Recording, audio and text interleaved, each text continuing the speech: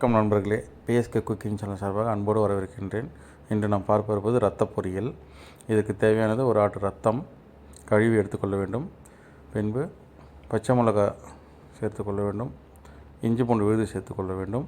2 spoon மிளகாய்த்தூள் சேர்த்துக்கொள்ள வேண்டும். தேவையான உப்பு, 2 ஸ்பூன் மிளகுத்தூள், ஒரு அரை ஸ்பூன் மஞ்சத்தூள் போட்டு நன்கு கரைத்து வைத்துக்கொள்ள வேண்டும்.